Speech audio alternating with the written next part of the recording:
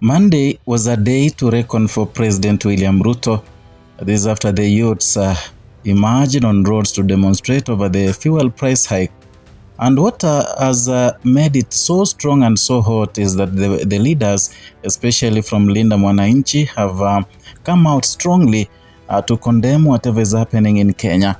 After Edwin Sifuna joined the Maandamanos on Monday, Babu Owino equally on the afternoon joined the Maandamano in Nairobi by writing a very strong statement in social media where he criticized William Ruto and his leadership, especially hiking the fuel price in Kenya, which has tentatively hardened people's lives.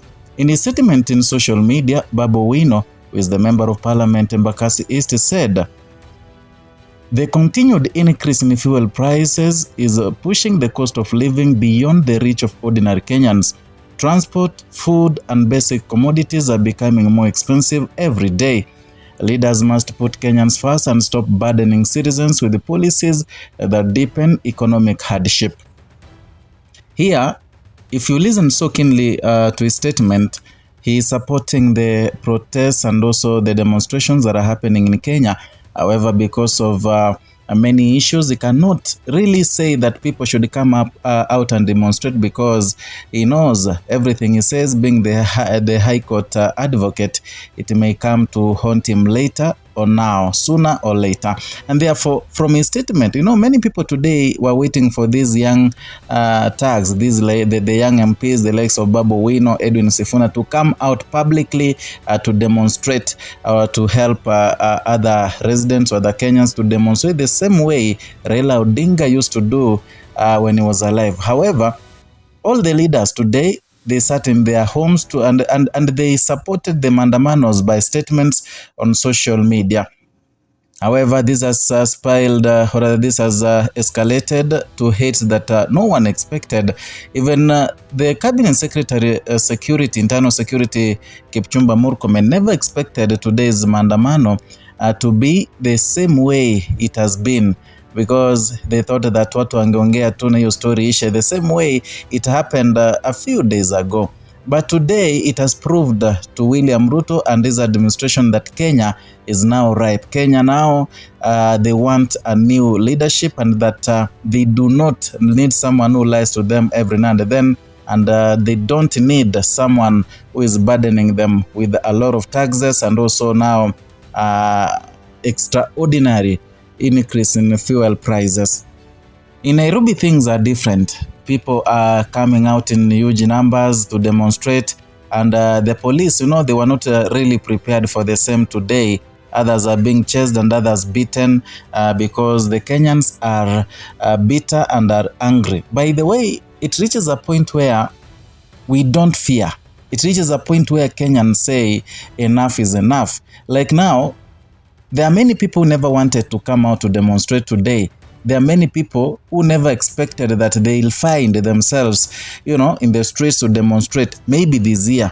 But because William Ruto has pushed people to the core, to the brim, it leaves Kenyans with no choice but to demonstrate.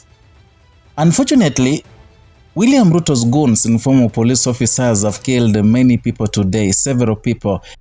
One person was shot dead in these demonstrations, and it is something that has escalated the situation in Nakuru right now, because the kind of demonstrations that is being experienced in Nakuru has never been experienced there before, because of the anger the people have now that one of them has been killed. Someone who was so innocent, someone who just wanted to get a living by demonstrating so that the price of fuel can be reduced a little. In Kakamega, one person was also liquidated by Ruto's goons in form of police officers, and there are some situations where we are seeing police officers working with goons, especially in Nairobi. This has happened before, like in 2024, it happened where goonism, there's some individuals who were hired, they were given clubs, they were given simis, they were given some good and fimbles to attack innocent demonstrators in Nairobi, and they were helped by the police. So like today, like a video I'm gonna post here, you can see there the police together with the goons, working together, yeah, arresting people together. Others are harmed to the tooth because of this Maandamano. That tells you how much this country is losing focus and how much we are going to the dogs. Raila Odinga used to say that Kenya is going to the dogs unless Kenyans rise up to defend themselves and to defend their rights. There are so many things that are happening in Kenya right now. Today, I saw John Mbadi, who is the Cabinet Secretary, Treasury, saying some things that a sane person cannot speak. This loudmouth Cabinet Secretary said that people should expect William Ruto to come back so that they can have a tete-a-tete, so that they can, negotiate on how to lessen the burden of fuel price to Kenyans. So many people are asking because this one is being reviewed each month. April reviews fuel prices every month. Why didn't they sit down before even this thing was announced on media? Why didn't they sit down so that they lessen the burden on Kenyans? Yeah, at least to lower the price of fuel before it happened. So that tells you that these leaders, they are joking and they are playing with the people's minds. Wanaona wa Kenya kama ni watoto sana. Yeah, and that is what is happening because the kind of hubris John Mbadi was speaking with while in NTV today in the morning, it tells you how much the leaders we have lost it in Kenya. That is what even Edwin Sifuna wrote today. And the former Cabinet Secretary Fred Matiang'i equally echoed the same words, telling Kenyans to brace for tougher times because William Ruto does not know how to lead the country and is losing it.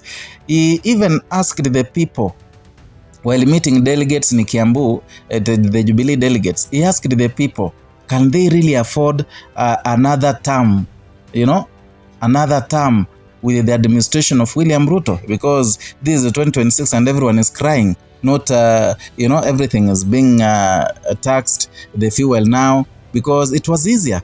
William Ruto could have ordered, because it was 16 VAT, 16%, it was, rather he lessened that by 8%. Why didn't he leave the 8% there? He could have cleared the VAT so that to lower the fuel for Kenyans. He doesn't want good for Kenyans, and that is what is happening in Kenya right now. That has angered many people to come out. No wonder, even in Kiambu today, someone was killed. Others were greatly injured because of the anger that has been building inside the people.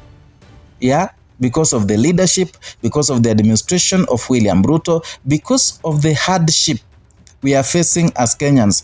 And this has led to some of the people being liquidated by goons in uniform. Let me say in uniform, because you can't kill someone who is exercising his right, because the 2010 constitution illustrates well that for a Kenyan, he has a right to fidget, he has a right to demonstrate if he feels that something is not okay. And also we have a right to speech. And that is exactly what Kenyans are doing today. I don't know what you think, but you can write a comment down there. Give me a comment. Perhaps it can form a basis of whatever we're going to talk about in the next video. So if you're new here, consider subscribing, liking, and sharing our content. Hit the notification bell so that you're going to be receiving notifications each and every time we bring you a new content.